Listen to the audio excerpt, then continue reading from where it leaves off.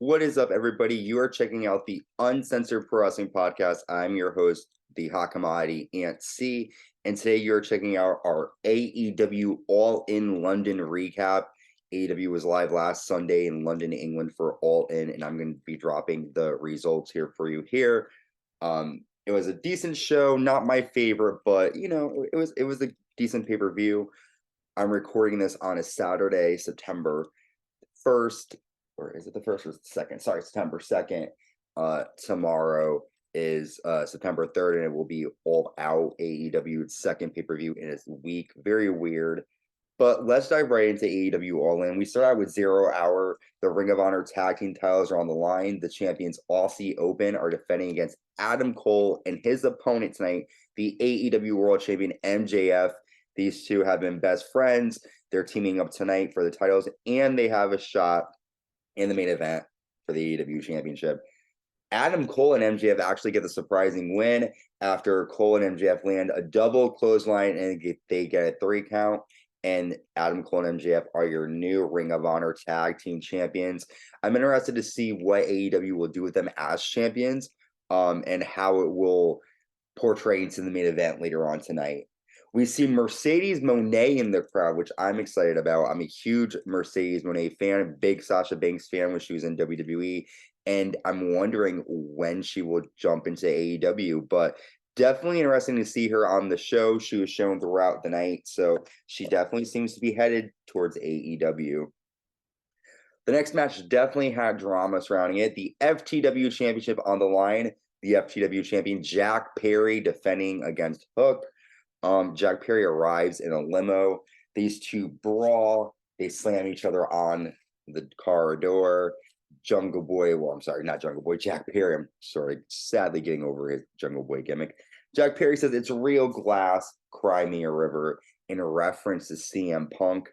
This is a very decent match, though. They used a lot of back and forth maneuvers, but Hook got the win after nailing the red rum, and Jack Perry taps out. That doesn't seem like the first time Jack Perry is going to tap out, as after this, he goes on to have a backstage brawl with CM Punk. Everybody was talking about that out of All In.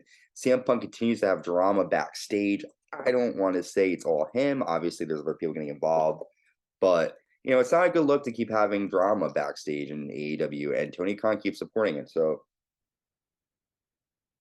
we will have to see what happens next. So let's start AEW All In. We start with the Real World Championship on the line.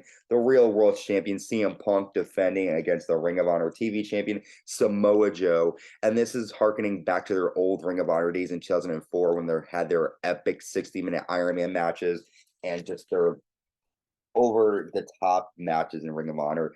These two actually had a great fight, and Samoa Joe nails an STO. However, CM Punk bites Samoa Joe on the top rope and nails a really cool Pepsi plunge. CM Punk retains the Real World Championship. That Pepsi plunge is a dangerous maneuver, and it's awesome to see them do it. Good match, good opener. These two delivered. I was glad that it wasn't too long, but it was good. Next, we have Bullet Club Gold and Konosuke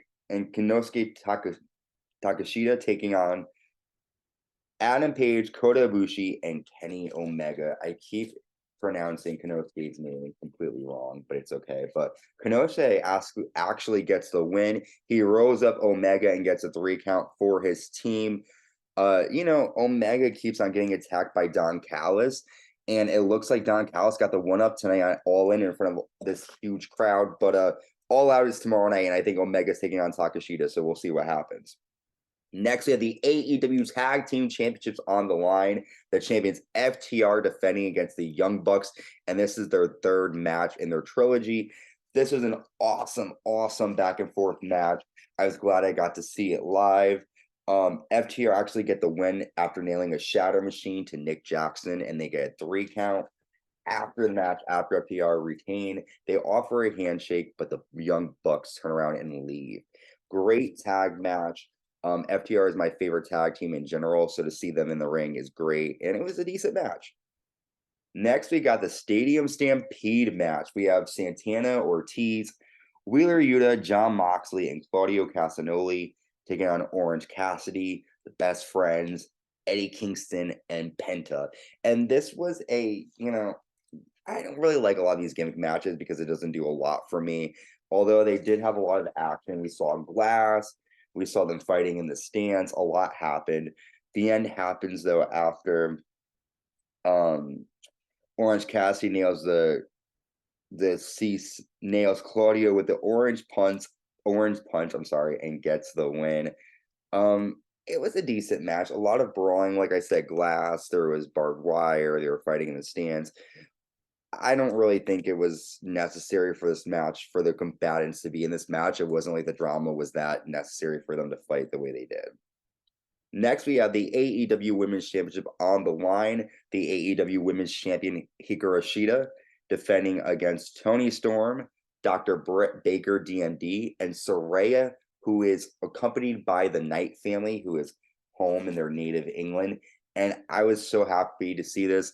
Saraya becomes the new AEW Women's Champion after she sprays Toni Storm with spray paint and nails a page turner, that's what I call it, to Toni Storm, while Britt Baker has Shida in a move, and Saraya becomes your new AEW Women's Champion. I'm excited to see what Saraya is going to bring to the division. She definitely called out Mercedes Moné in the press conference afterwards, so maybe the two of them will fight when Mercedes is clear to compete, but Saraya is going to bring a new depth to the AEW Women's Division. I'm excited about that. Next, we have the coffin match. We have Darby Allin and Sting defeating Christian Cage and Swerve Strickland. Obviously, we knew Sting and Darby were going to win. Sting's able to put Swerve in the casket. The worst part of this match was Darby actually really hurting his spine. He fell on the railing and then he nailed the coffin drop on the back of the coffin. Darby really needs to be careful. He can't keep doing this to himself. It was a good match, but again, not necessary. Next, we have Chris Jericho taking on Will Ospreay with Don Callis. Jericho has Sammy Guevara by his side. Fozzy performed, and I wanted to throw up. I felt like I didn't want to see him walk down the ring singing. That's my opinion. But this was probably for me the best match on the card. Will gets the win after he nails 2 Stormbreakers and he gets a 3 count. Ospreay and Jericho had a great match. Afterwards, though, Sammy Guevara tries to check on Jericho, and Chris Jericho pushes Sammy away. Bad Jericho. Next, we have the Trios Championship on the line. The champion is the House of Black with Julia Hart defending against the acclaimed and badass Billy Gunn in a no-holds-barred match. A lot of action here, but we have new trio champions as Billy Gunn gets a Famouser and gets a 3 count. Afterward, the House of Black hands the acclaimed and the Guns the titles. Out of respect, so Billy Gunn is a champion in 2023. Respect goes to him. Decent match, and the acclaimed are great on the mic and great in the ring. So good to see that happen. Next, we have the main event, the AEW World Championship. The AEW World Champion MJF defending against Adam Cole. And this was a great match. Really harkened back to the 80s where there was just nonstop action. The match first ends in a draw. Adam Cole begs for 5 more minutes. MJF says, no way. You can get more than that. They fight again. And then Roderick Strong comes down and passes Adam Cole the title to hit MJF with it. Cole drops the belt. Roderick Strong leaves, and then MJF rolls up Adam Cole, and he retains the AEW Championship. Afterwards, MJF says to Adam Cole, it could have been either of us. I got lucky. MJF grabs the Ring of Honor championships, but Adam Cole pushes them. MJF says, you were never my friend. Fucking take it. MJF turns around. Roderick Strong yells at Adam Cole to hit MJF, but Adam Cole and MJF hug each other. So the whole time it seemed as if Adam Cole was going to turn. That did not happen. He actually embraces MJF after the main event. To be honest, guys, AEW isn't really for me. I like doing the recaps, but some of the action is good, but a lot of it is kind of continuous and boring, and that is my honest opinion on AEW. So I want to thank you guys for checking us out. AEW All In was decent. We have All Out coming out soon. We have Payback, WWE, a lot of action there. Thank you guys for tuning in. Stay safe and stay uncensored. Bye.